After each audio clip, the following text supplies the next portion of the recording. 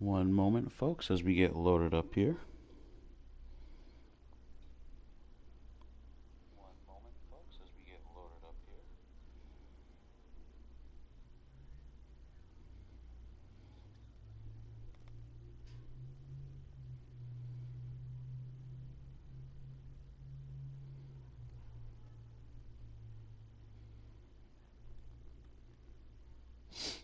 I'm just going to get it linked up to the damn pages because they decided to stop us from sending it direct to fucking Facebook.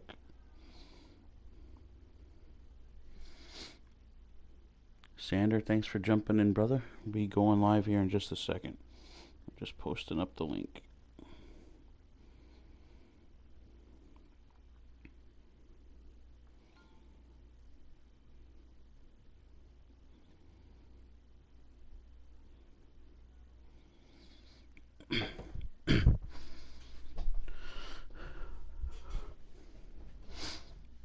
All right, ladies and gentlemen of the 3Dub and the Hybrid Wrestling Alliance universe, we are live from Boston, Massachusetts. And now, in this last 2 days, Boston, Massachusetts has become the hub of sort of one of the most bittersweet weeks in the EFED wrestling industry.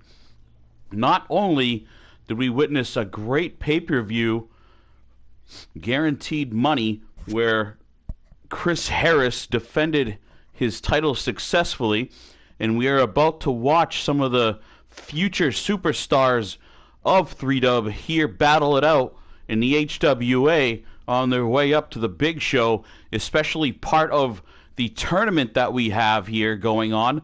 There are a couple matches for the first round of that tournament. But we also have sort of a bitter moment as a career, at least the in-ring career for 3Dub. For one, Matt 8th Star came to an end at the Guaranteed Money pay-per-view at the hands of Dylan Mason. Now, some of you would argue that, Matt, if you were feeling like it was your time for your career to come to an end, at least in ring, that you should have just went out with some class and hung up your boots and, called it a loss. I know you really wanted to earn that final strap that has been eluding you, that United States Championship, but if your time had come, you should have just hung it up. But Matt 8th Star, in true Matt 8th Star fashion, decided he wanted to go out the same way that he basically lived his full 15-year career in that ring for 3Dub. He wanted to go out like a warrior. That's the way he ended his Army career, and that's how he wanted to end his wrestling career as well, at least in the professional side of things. I do know that as many legends of the ring do, and, some non-legends, some just everyday wrestler that don't want to really give it up full time yet. He plans on, going to the indie scene and sort of dabbling in that and the staying in shape and things like that, and will be, full-time general manager, for 3Dub moving forward and focusing solely on that. And yes, Sander Cool, great job retaining your title last night. Wasn't that a double title match, I believe? All right, folks, so that little introduction, I just wanted to share some love, especially for my good friend Matt 8th Star over in 3Dub. So let's get episode number 24 started.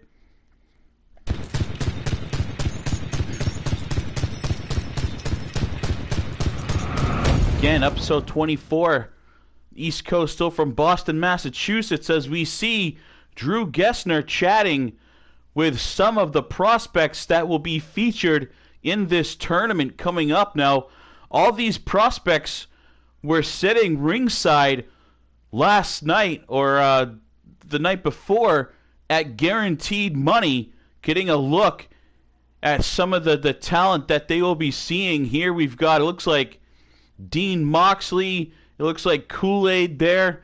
Willie Savage we saw talking directly to Gessner, and that's who's coming up now. Willie Savage taking on Ahmed Black. And this, folks, is once again a first round matchup for that all the way up tournament that we have. The winner of this tournament will go on to face the champion in 3-dub for a shot at that title and for a guaranteed full-time contract with 3-dub, folks. Still awake in the night, not feeling it in me. Back since the blade injury, it did something. Here is a look at Suicide Sheep, and yes, Suicide Sheep, that is Willie Savage. But when he's geared up and he gets that mask on, he turns into a totally different person. And I asked him about the sort of satanic symbols that he has on his back and on his mask. He says that he does not really worship the devil. It's more of believing that there is something else carrying your spirit, and if it's going to be out of your control, then it might as well be in the control of someone that is not afraid and something that is going to get you what you want and do it with force. And now, folks, this is a massive man here. This is Ahmed Black, just all business, strutting down, not even looking to the crowd. He is so focused here, making his debut. Now, he has been around the smaller venues for a lot of years, but recently he has packed on a ton of muscle and has actually been training in the gym of Ahmed Johnson of the WWF fame. A lot of similarities here, as you can see, so a pretty good mentor to have right there.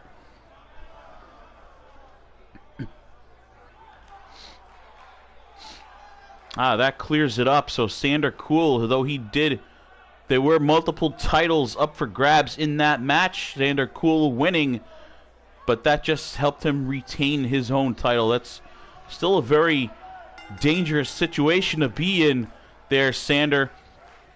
And look, some strength here from the Suicide Sheep, actually backing the much larger Ahmed Black up into the corner, starting things off. He looks like he's probably only about 5'6", maybe 200 pounds of shredded muscle there. Oh, here's the scoop. He's actually a $170 on the scales before the match, it looks like. If he only weighs a $170, I'm sure this Ahmed Black at times is going to be tossing him around like a rag doll. The man I saw actually in a workout, he was squatting. Oh, a huge slam. That's what I was talking about right there. Slamming him down with ease. Willie Savage, he's wiry, strong, and very quick, and that's what he's going to have to do to win this one. And he's also no stranger to what's here. Here he dives up and over the top rope, springs up over the top rope, crashing down out of the ring, down onto Ahmed Black. That's the type of high risk that we are expecting to see out of Suicide Sheep with that suicide dive right there.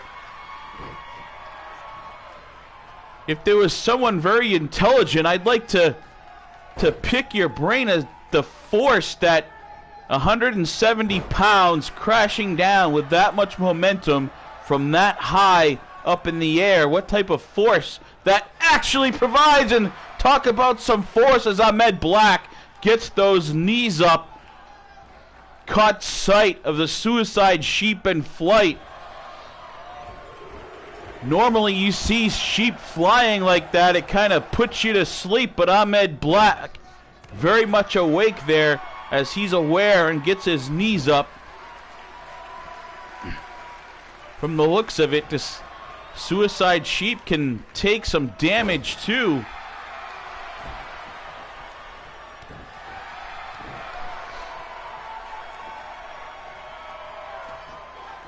Sounds good. Michael, I haven't seen it yet, but I'll take a peek here as we as the action unfolds.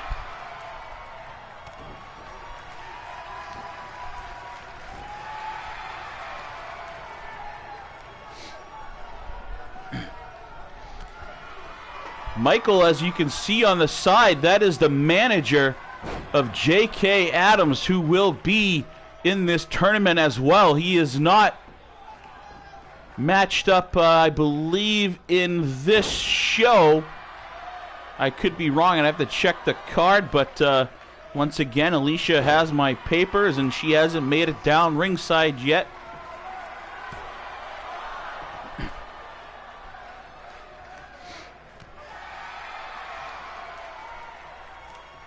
Ahmed Black trying to use that power to take the advantage in this one, trying to make a good showing here, eventually move forward in this tournament.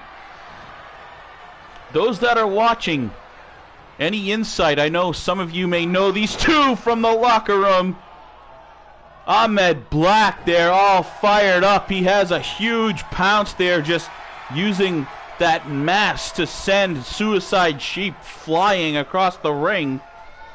He had to have cleared a good 10 feet after being hit by that freight train.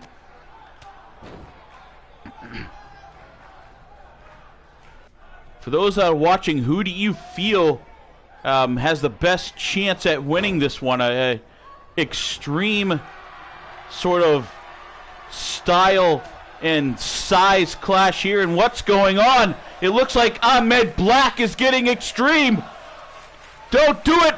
Way up top and crashing down all the way. Let's take another look at that, folks. The big man, Ahmed Black, going extreme here on HWA as he just, with a monstrous suplex from the top ropes all the way down to the ground, that thin padding below. We know the rules here in the HWA, even the singles competition, there are no countouts. They can't use weapons, but there's enough solid objects, including the floor, and Suicide takes flight again, crashing down, using that mask as a weapon there. Action getting out of control with these prospects. Suicide right back up. What's he going to do? He comes up with sort of a flip, but no, he catches those knees. Ahmed Black once again showing great ring awareness. Able to get those knees up yet again to thwart the offense there of Suicide Sheep, and now the Sheep gives a little punch, springs over and a DDT onto the apron. These two are setting this crowd on fire here in Boston, Massachusetts, as if they hadn't seen enough with guaranteed money. Now they're watching the future of 3-Dub right here, throwing down hardcore. Very exciting stuff, and once again, here he goes. Suicide Sheep living up to his name. He's going to try that sort of Falcon Arrow maneuver, or a Phoenix Splash right there. And this is the Suicide Driver, Ahmed Black. That Suicide Driver, pile driver right there. Take another look at it. Got all of that one. Ahmed Black in a daze. Let's see. 1, 2, and 3.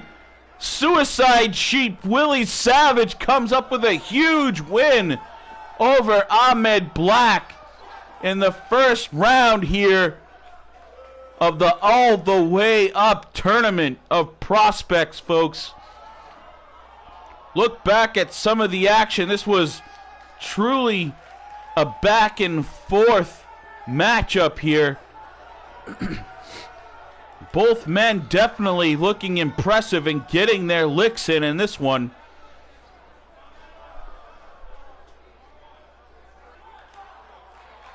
Lots of high-flying action even from the big man, Ahmed Black here, folks.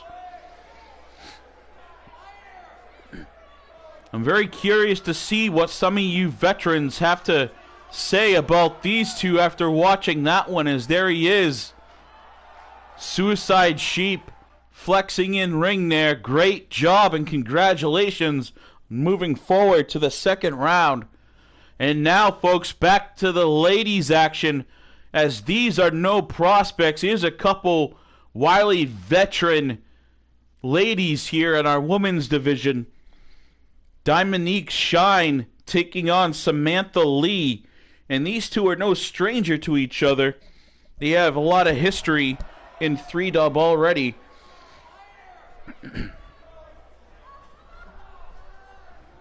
Dominique Shine, actually the guaranteed money winner in 3-dub at G Money pay-per-view. We are very grateful that that briefcase winner can come down here and wrestle yet again, even though she really don't have to. These pros that are fully contracted with 3-dub, they choose to come down here and put on a show for these HWA fans, and we are definitely very grateful to have them. And Samantha Lee saying, briefcase, I don't give a damn about no briefcase, I'm slamming you down anyways.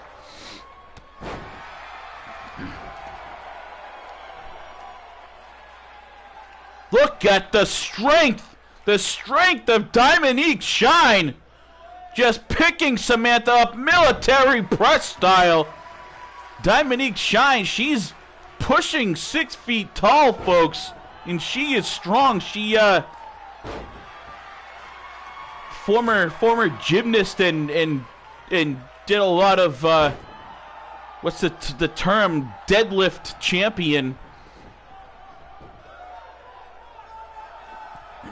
As we already saw, though, that massive power doesn't mean anything. As here comes Samantha. Oh, it does. There it does. Right off the bat, Dominique Shine makes me eat my words as she catches Samantha Lee mid-flight. Samantha Lee looks like she's a little bit of shaken up there. Her equilibrium may be thrown off after that slam, as that lion salt springboard missed everything completely right there, folks.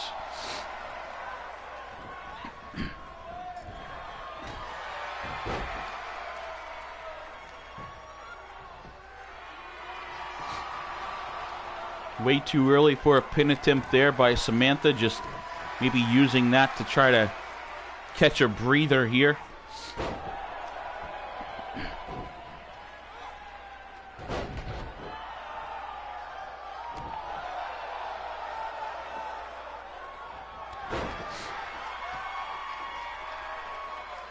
Samantha Lee at times can be very cold and calculating. Other times she sort of flips this switch and she's damn near suicidal with some of her high-risk maneuvers that she can pull off. Not afraid to put her body in harm's way to come up with a win. Especially over a heated rival like this. And here she goes, climbing all the way up top. Oh, she spins around and off the top rope with a rolling senton. 2 count as Dominique kicks out. Samantha, you can see that switch has been flipped and she's going right back upstairs. This is the time in the match when Samantha either makes her mistakes or she comes up with huge win, and she's going up again a 3rd time. Can it be Swanton number 3? There it is, a shooting star press. Samantha Lee may have just picked up a win, but no. Dominique Shine kicking out. That's 3 or 4 straight high-risk maneuvers. That switch has definitely been flipped, and now let's see if Dominique can come using her strength to fight back. showing off with a little moonwalking DDT, showing the crowd that whatever Samantha has just done did not damage her as much as we would have thought. And a little roll-up gets a pin. Little bit of trickery here. A scissor pin. Ooh, Dominique stumbled a little bit there. Maybe she is a little more hurt than she is trying to show here. Now you can see she couldn't quite get her over. No doubt feeling the effects from her guaranteed money match. Now Samantha way up top. Off the top, crashes and misses everything. Lands on her tailbone. Luckily for her, Dominique still in a daze from being tossed out of the ring here earlier. Shine now. Oh, and a low blow. A low blow. A clam clapper right there, folks. 2 count. Dominique goes downstairs. No shame in her game at all. What she got here? Dominique with that chair. Where's the referee? The referee comes sprinting from the other side of the ring. He did not see that chair shot. Swings and misses, and then clubs her right there.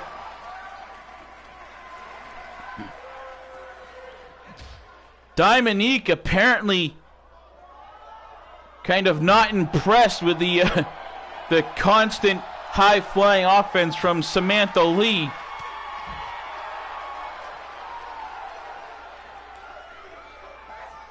Basically looking at her and saying it's her turn, and now she is starting to gain the momentum, especially those couple chair shots there. I don't care who you are, how crazy you are, you start getting pounded with that steel chair, it's gonna sort of turn the tides for you here, no matter what you want. And bashing her face now right off the announcer booth.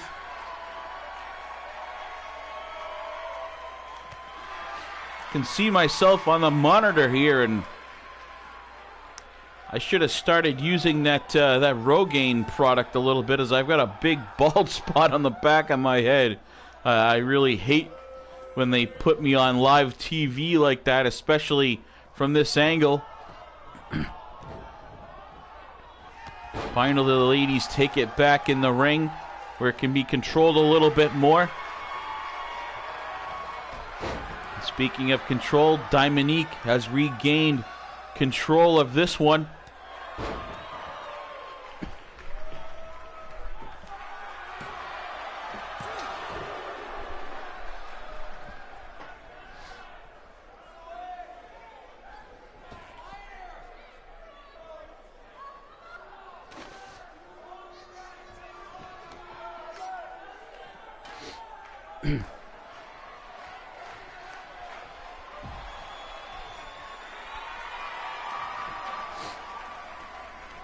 And the referee on the other side of the world, basically, 2 and 3, you might as well have done a 10 count on that one, as Dominique Shine, after hitting a power bomb on the outside, puts away Samantha Lee to pick up a win here.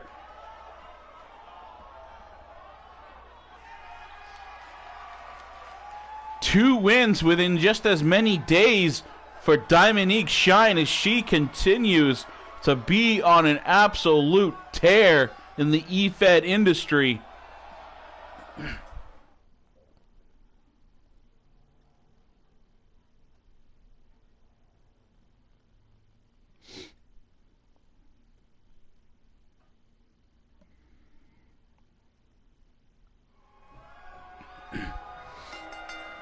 And now, folks, here is the second match. As you can see,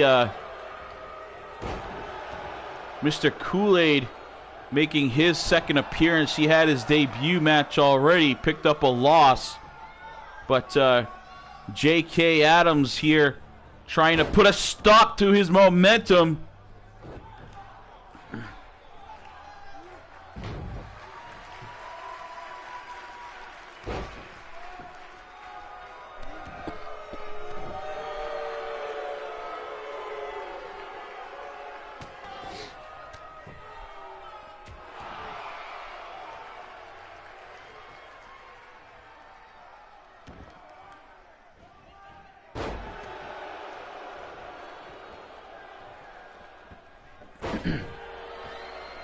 Adams trying to keep Kool-Aid grounded. Kool-Aid, even though he's a very short-statured man, this guy is built like a cinder block, and this cinder block can fly. So picture a damn cinder block crashing down on you from an old building. That's what it's like when this man takes flight, and he likes to just as much as some of the smaller luchas here do. And on the opposite end, this J.K. Adams, as far as I know, he comes from sort of the backyard extreme wrestling background. You know, those guys you see on TV that get their kicks out of smashing each other with barbed wire boards and baseball bats and jumping off roofs and things like that. So you know it's going to take quite a bit to put this man away. Now here the power. What's he going to do? He slams him down. Power bomb onto the apron and then spins him around and slings him back into it again. Kool-Aid must have done his homework, knowing that it's going to take something special to keep this J.K. Adams down. See, after that huge shot that basically would have put out most normal men, J.K. is right back up on his feet, delivering his own punishment as a huge belly-to-belly slam right there from Adams.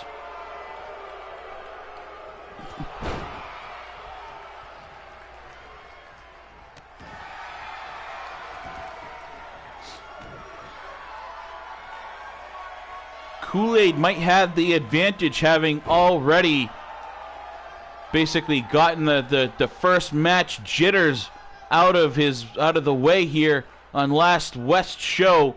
So now he's kind of used to the bigger crowds, where, you know, maybe Adams still sort of feeling that pressure.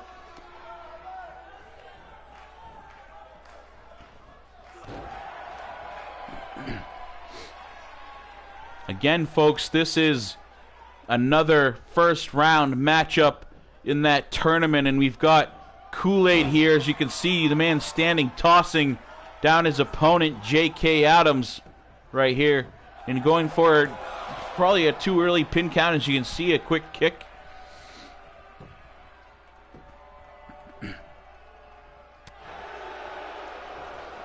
Adams with that barbed wire wrapping on his attire, sort of paying homage to, you know, his home and how he grew up. That hardcore lifestyle, and now he's taking it to Kool-Aid. Kool-Aid up and a high reverse DDT right there. Turning it on, you could almost see Adams speeding up the process here, sort of changing the pace. And what's he doing? The referee must not have seen that. He's got the exposed turnbuckle now. Let's see if it comes into play. The bottom left corner, take a look at that. Adams removed it, and oh, a huge spear. Kool-Aid wisely taking the match to the other side of the ring, away from that dangerous exposed turnbuckle. See if the ref notices it. Adams, what's this? He just spit some sort of green mist in Kool-Aid's face. The referee saw it. He just called the match. Adams just gets himself disqualified. Leaving and, oh no, don't do it. Kool-Aid down, waiting for the medics, and Adams coming back. Adams not done. He is stamping away at Kool-Aid. Kool-Aid there with that green substance all over his face. Why on earth would you do that, Adams? Why would you get yourself disqualified knowing what this tournament means? That is just, I don't know if it's some sort of switch that the light's not turned all the way on in this guy's head, or what. Why would you sacrifice a shot a full 3-dub contract this early in your career in the professional scene. Gonna have to hopefully get some sort of explanation from that young man. And now back on it is we've got Ian King taking on Hayden Briscoe here. Ian King, probably some frustration after that loss there, draw rather, at Guaranteed Money. Him and Gorilla Cruz taking on James Black and the surprise tag team partner of Black, the huge 7-foot, almost 500-pound Dennis Miles. As many times as King was hit by that giant, he probably is not up to full strength, so Hayden Briscoe here may have himself an advantage in this one. Speculation not looking very true, at least far as Ian King coming out with some huge blows early on.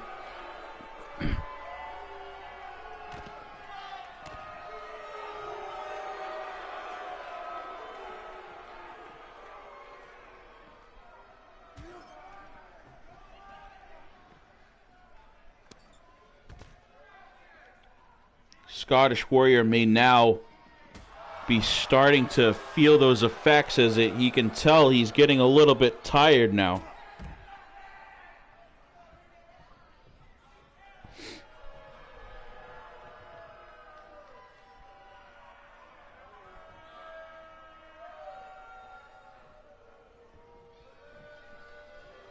And that's Lee Jones.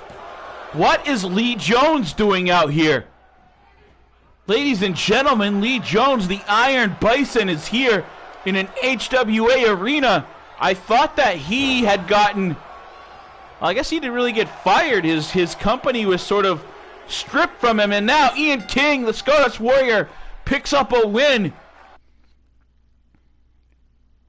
Why is the Iron Bison here, folks? The former CEO of the Hybrid Wrestling Alliance, and maybe he's out here congratulating Ian King. What ties does the Bison have with King?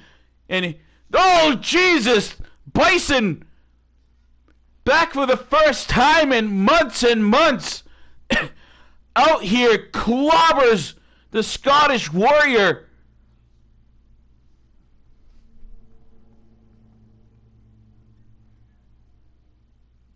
It's a shot of Matt 8-Star having a chat with Drew Gessner.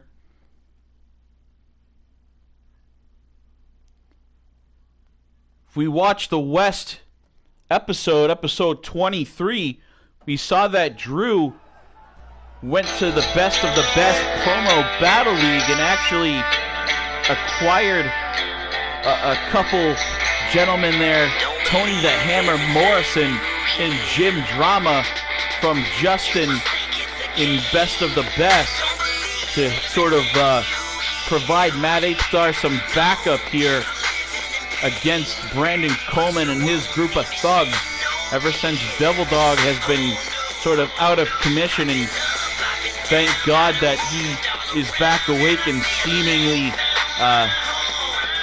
at least in recovery. Thank God, God bless him. But that sort of left Matt 8-Star on his own here in the HWA, taking on, once again, Brandon the Maniac Coleman and his group of thugs. This man looking around the crowd, many of the faces that were there witnessing the last career match in 3-dub in the professional scene for this man, Matt 8-Star, at Guaranteed Money, but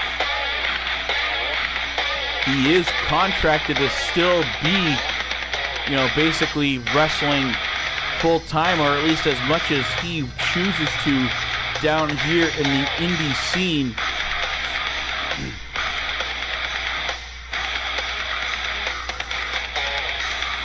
see him squaring off one-on-one against this man, Brandon the Maniac Coleman, who has been probably the most prolific heel in the HWA. As you all look back, if you sort of go back and check out some of the older episodes of the Hybrid Wrestling Alliance, this man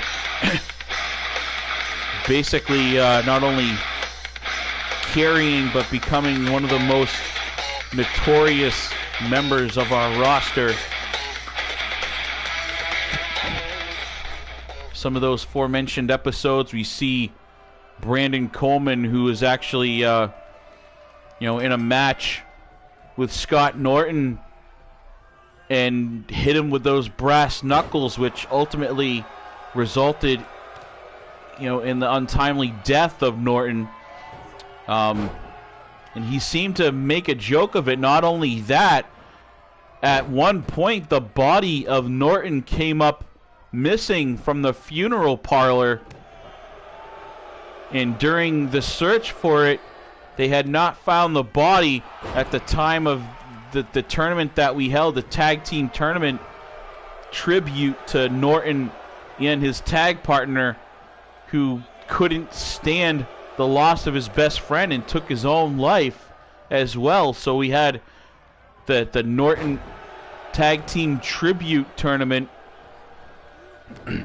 and during that tournament, the cameras shined and saw what appeared to be Brandon Coleman standing on top of a bridge and tossing what looked like a body off into the Hudson River. Now, speculation that body could have been the body of Mr. Norton. That still has not been proved. Brandon Coleman, of course, won't say anything about that, but he puts the blame on the I don't know if you remember that, but he had a couple of his old friends that had broken out of prison, and he posted blame on the missing body, and also saying that if it was the body, then it could have been one of those convicts that have since been detained and are back in prison. And now the action taking outside as Coleman and Matt 8-Star going back and forth since the beginning of this one. 8-Star now definitely not 100%. That's why we have the hired muscle here standing up in the corner on the outside to make sure that this one doesn't get out of hand fast. Give 8-Star at least a shot. He's still definitely going to be injured from guaranteed money. That was a brutal match he had with Dylan Mason. Brandon Coleman, the opportunistic, going to try to take advantage of that. And what of this? His thugs in here now. What's going on? They've got 8-Star perched up, and now here comes Hammer and Drama coming in, rushing in, but they're going to be too late as 8-Star goes crashing down. Now all hell has broken loose as Tony Morrison and Jim Drama enter the fray here, and all 6 men throwing down now in the ring after that triple team power bomb there from Coleman and his thugs, the Sakamotos. The bell has rung. This one is over, but all hell has broken loose. 8-Star, Hammer, Drama, Coleman, and the Sakamotos all getting involved in this one.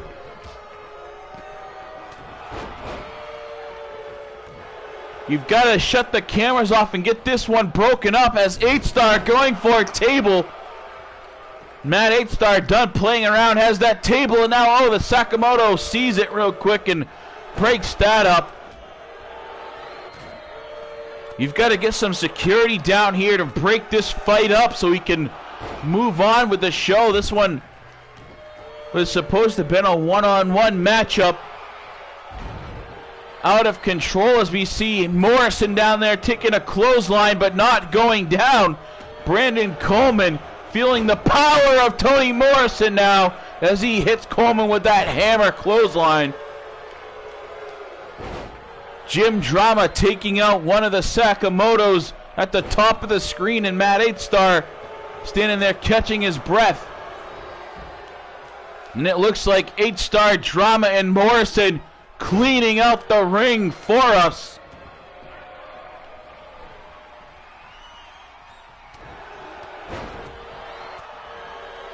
How long are they going to let this go on for? We've got to get some security down there, or at least some more of the HWA roster to break this one up.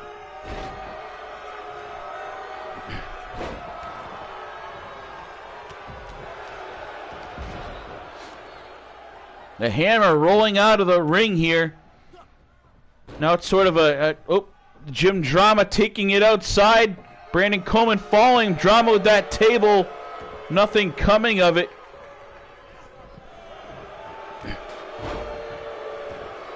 This has been going on way too long, folks. They've got to get someone in here to break this up.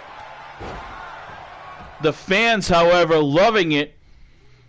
We go off camera, though, as we finally getting some security down, breaking up that brawl for what was supposed to be a one-on-one matchup. Became more of a bar fight of sorts.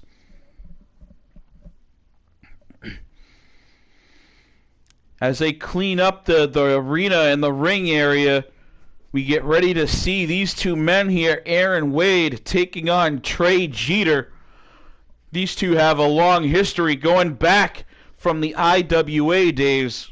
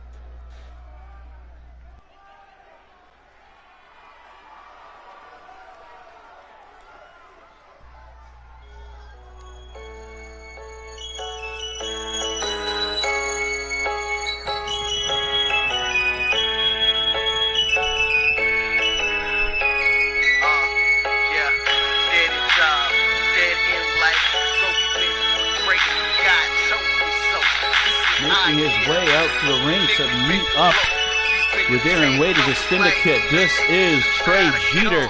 Jeter finally back in HWA action, looking good. He sort of, in his absence, grown that hair out. He had a nice little fade going on last time he was active, and he didn't have the big bushy beard. Also looks like he may have trimmed up a little bit from the last time we saw him in the ring. Definitely looking good. Spent some time in Japan, getting all shredded, doing a lot of, he's added I'm a damn fool. Call me damn. Hold on one second. I'm a I've damn got fool. birthday Call wishes me just damn. pouring in, so those that are watching and wishing me and sending the birthday wishes, I appreciate all of them. If I don't get back to all of you individually, I apologize. So we'll consider this one big thank you to you all.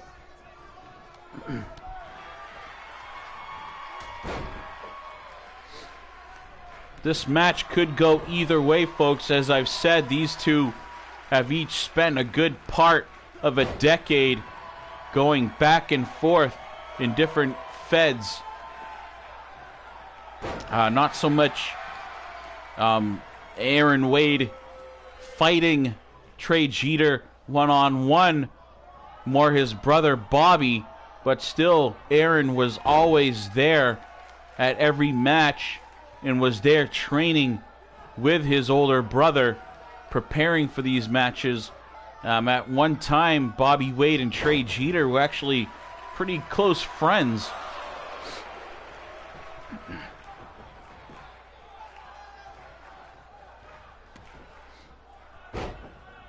I don't know if it's true, but I also heard that at one time, while Aaron Wade was coming up, he actually trained in the gym of Trey Jeter.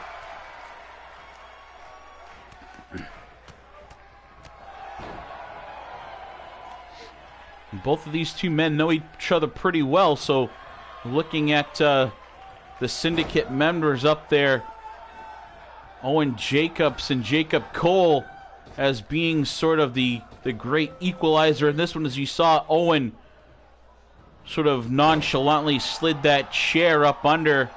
The referee sees him there now, trying to do what he can to keep the syndicate out of this one.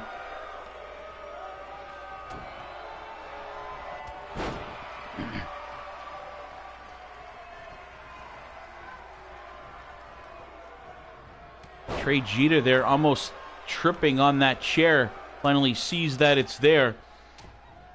Hopefully the referee catches an eye on it too so we can get it out of there before someone ends up using it as a weapon in this one. Referee not seeing it there at that look because Trey Jeter's body sort of fell on top of it there.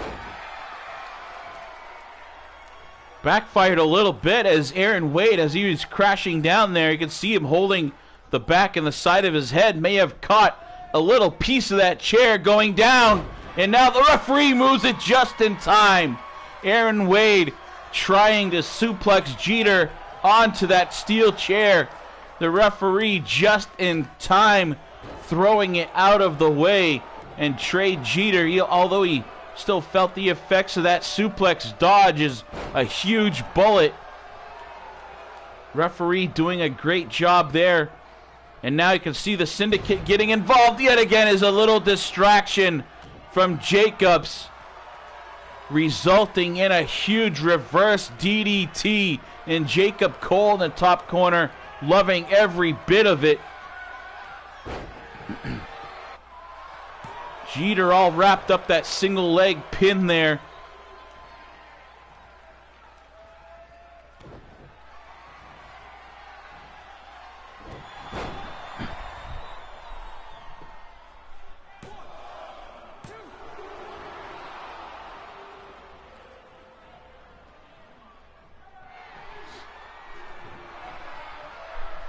Things not looking so bright as there's a quick shot to the gut and a running knee. Trey Jeter opened up but grabs that bottom rope. Despite the blood starting to run in his eyes, Trey Jeter had to have just by sense known that bottom rope was there, got his hand up to break up the pin. And what's Aaron Wade doing here? Wade sensing the ropes on his own, using it, and no! Jeter ends up kicking out. Aaron Wade putting the feet up on that middle rope for leverage for that pin, but not working out.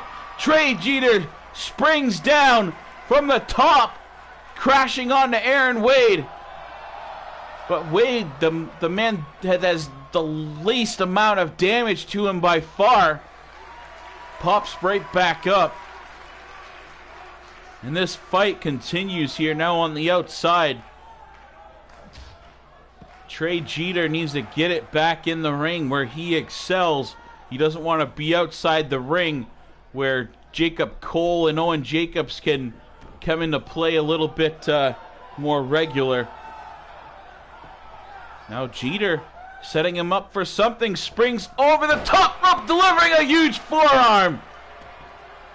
The Carolina Hunter, huge forearm now, setting up Aaron Wade for a huge move here. He's got him on his shoulder into a rolling cutter. That's gotta be it. And what's this? Jacob Cole distracting the referee. That should have been the matchup right there, folks. But thanks to the Syndicate once again getting involved in this one continuously. I'm surprised the referee hasn't kicked them out already, folks. This match could have easily been over right there.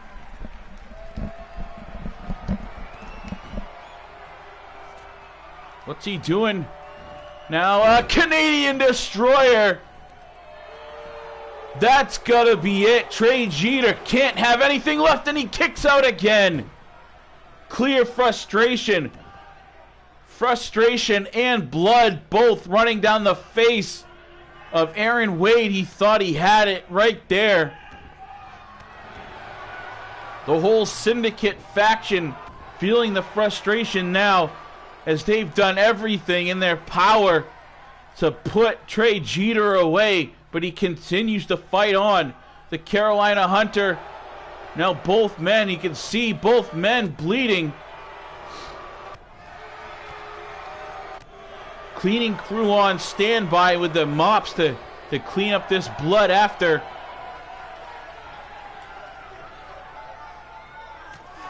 Trey Jeter with that arm lock there, but Aaron Wade kicks out of it, and oh, a knee, a nasty one, drops the head down on the knee, and he's got Jeter up at a super kick, no, but catches him into a suplex now.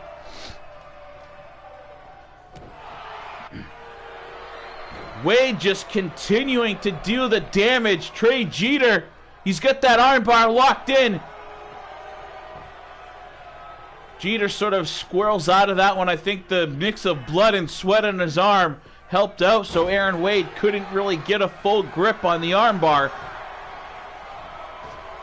Here it is for a third time, that running knee.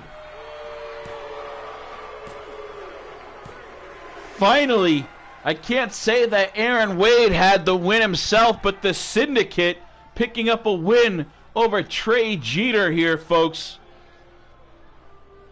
The odds stacked gravely against Trey Jeter, and they were just too much for him to overcome in this one.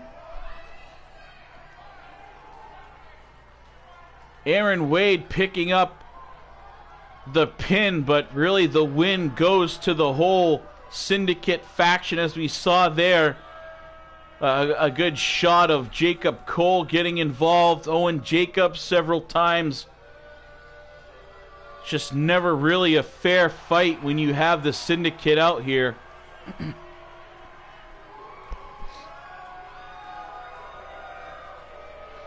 Yeah, Wade, you be very proud of yourself. I bet you are. It's rock and roll to me, there's no controlling me. I sold my soul and stole the gold from royalty. I'm locked and loaded till the motor Truly overheats. I'll despicable. rock the boat and seas. You're gonna have some The Holy Ghost is in my broken group bones, or and heaven something only knows come what out being here and fucked awoken me. The homes of put those who tried these to slow my Syndicate roll and throw me guys through in the their walls will turn place. up virgin smoldering. I'm filling the coffins with everything that I wanted, and then I'll drag them behind me so they will not be forgotten. I hit the bottom so often that when I did hit the bottom, it didn't hurt even a bit, but now I proceed with caution, and I've been haunted by rotten bodies. The path that I plotted been full of haters and demons. I burned a bridge when I crossed it. I got $1 in my pocket that I'm saving just in case I get to where I'm headed, and I still need change. I feel the ghost of rock and roll take hold of me, an overdose of I don't care what you believe. From all I'm Jimmy Page, I'm Kurt Cobain, I'm Rolling Stone, lay Guns N' Roses across my grave.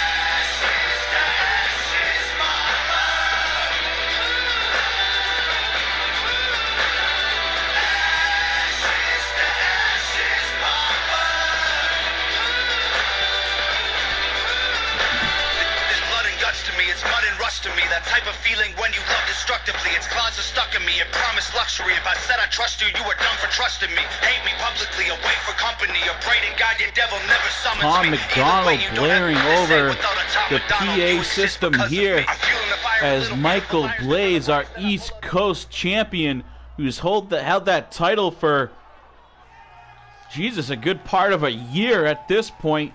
We don't see him in action very often.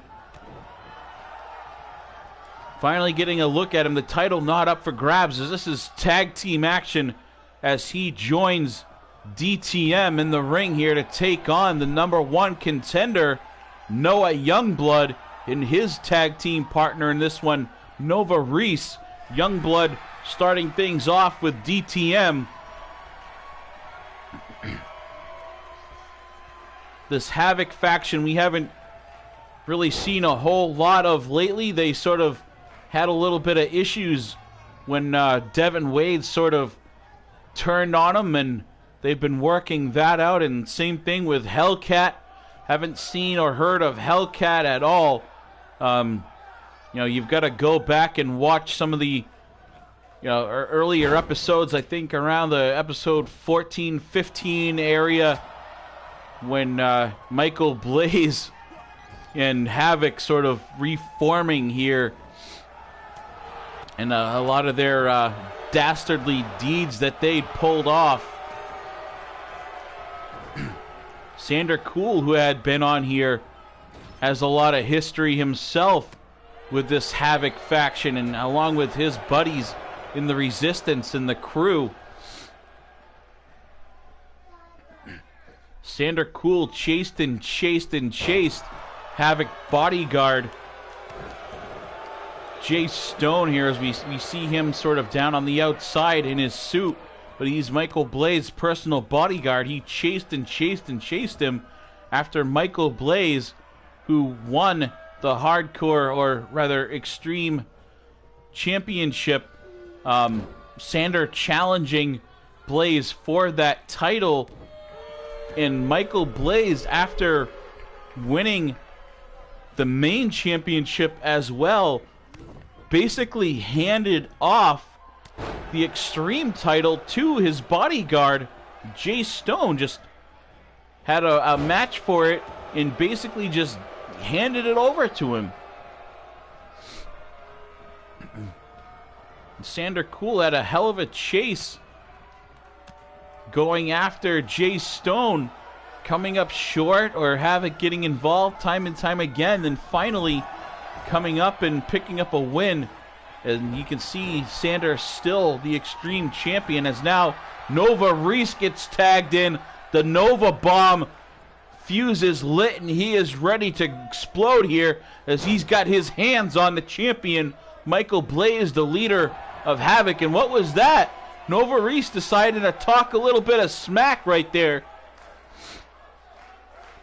Say what you will about the champion Michael Blaze and the things that he does, but he is definitely one of the most skilled individuals, not only in HWA, but he is highly decorated all over the world, an Indian professional. And what's this? Nova going for a tag, but Noah Youngblood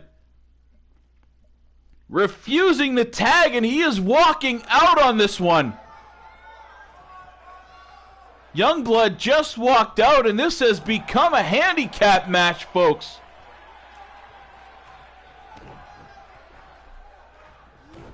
I'm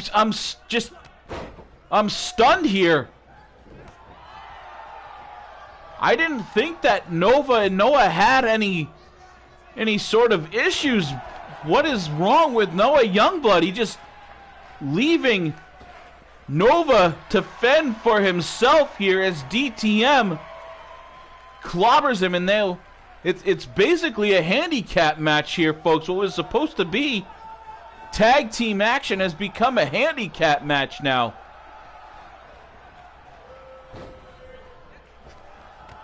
Havoc and Michael Blaze and DTM of Havoc just picking Nova Reese apart. It's just a matter of them now picking their moment to strike and put Reese away, basically. Not sure if, as good as Nova Reese is, I'm not sure if any single man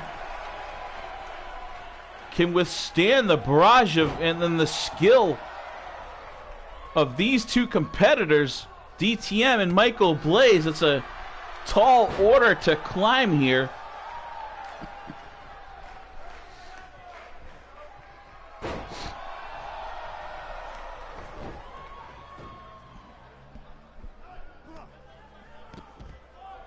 Maybe with any luck, the anger Nova Reese is feeling here from his tag team partner just leaving him hanging high and dry with a hand in the air.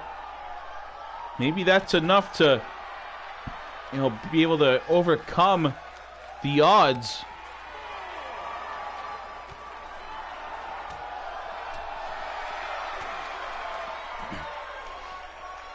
He's definitely trying. He's battling it out, and surprisingly, DTM staying out of this one.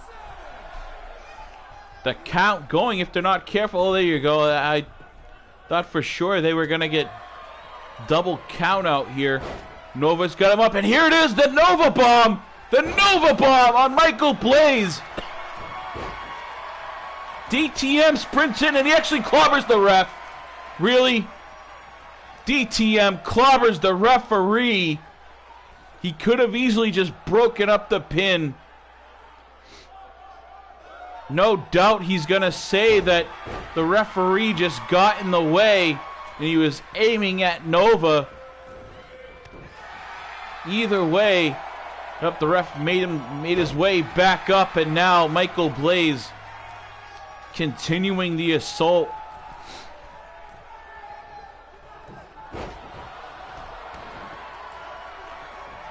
To me, it's just a matter of time before Havoc able to put Reese away here. Nova fired his shot, coming up with a huge Nova Bomb onto the champion Blaze, but DTM playing his part well, broke that up, and there's the Blaze Cutter. Good night, Irene, as that is all she wrote. And no! Nova kicks out. Kicks out. He can see he used what had to be the last bit of his energy as he was able to kick out and hadn't moved since. DTM now trying to take his shot at putting Reese away. These are two, basically three big, strong, athletic men here. You could compare DTM and Michael Blaze, either one of those two, basically to like a Kenny Omega type, and there's a cutter! Nova Reese catches a cutter, and now DTM reeling, and here it is, he's gonna pull off a Nova Bomb onto DTM as well, right in the center of the ring. But Michael Blaze distracting the ref. Referee dives over, 1, 2, and no! A 2 count. He's signaling for another Nova Bomb. Wants to make sure DTM stays down. He signaled for another Nova Bomb. Let's see if he pulls it off right here.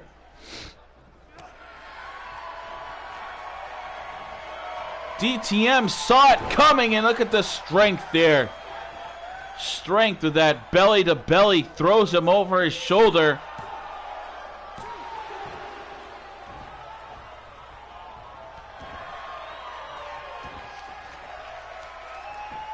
DTM now looking for his signature. He's got a hold of Reese up in that rack and then down onto the knee. Nova Reese has got to be out, but he gets his hands on the bottom rope there and he kicks out. Uses the rope to sort of takes the leverage from that rope to spring himself out of that pin, and out float over. Canadian Destroyer there by DTM.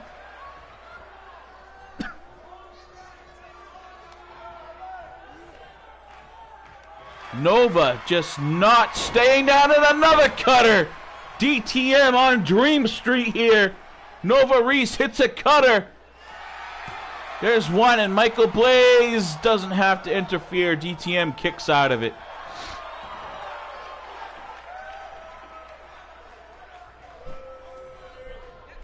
Wish I had a mic a little bit closer to the ring. I'm kind of curious as to what Reese was saying to DTM there, in a nice deadlift German suplex.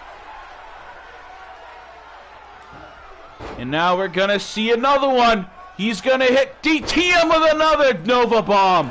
1, 2, Blaze coming in, but can't get there in time. Nova Reese, against the odds, comes up with a win here in this handicap match that started off as a tag match. Nova Reese and the #1 contender for the title, Noah Youngblood, originally taking on Havoc.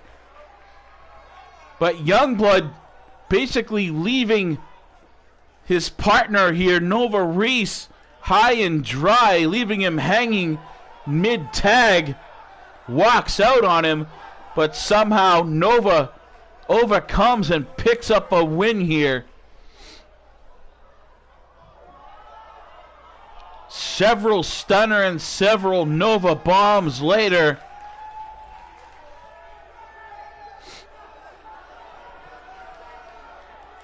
Nova Reese withstands the onslaught and comes up with a huge win. The highlights were just a blur of Havoc over and over again, pounding on Reese. There he is, standing alone, gesturing out back as if asking Youngblood what his deal is. There he is there now, calling Nova out, or Nova standing on the top, calling to the back, looking back as if calling Youngblood out to the ring. And what's this? He called him out and he gets him, as here he is out back after the action is over. Noah Youngblood attacking Nova Reese. I have no idea what Youngblood's issue is. Youngblood is actually the #1 contender for Michael Blaze's East Coast title. You figured he would relish at a shot at Havoc and at Michael Blaze here, but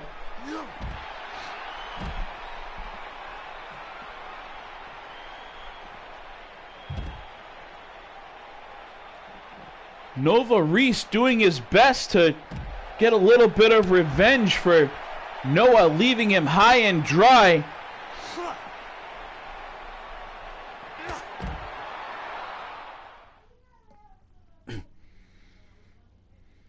No doubt that will continue, as hopefully we get a little feedback at what exactly Noah Youngblood's problem is, why he turned his back on his tag partner and walked out of that one when he had Michael Blaze, the champion, right there in his grasp, folks. I just want to thank everyone for watching here in the HWA and 3Dub universe. Thank you, Matt 8-Star, for your contributions over the past 15 years to professional EFED wrestling. It's been an honor to watch you over your career, from your first match all the way up to G Money. And I hope that you continue to do big things. I don't only hope, I know that you'll continue to do big and great things in the EFED world. And I look forward to seeing you, on a semi-regular basis down here in the indie scene. Folks, I hate seeing any man's professional career come to an end, but it will be nice seeing him, as I mentioned, on a semi-regular basis down here in the indie scene, as many legends of the wrestling world do. As you saw Ric Flair retire and many others continued to do battle down on the indie circuit. Well, thanks to all of you who showed up viewing, and as you see on the screen, have a great day.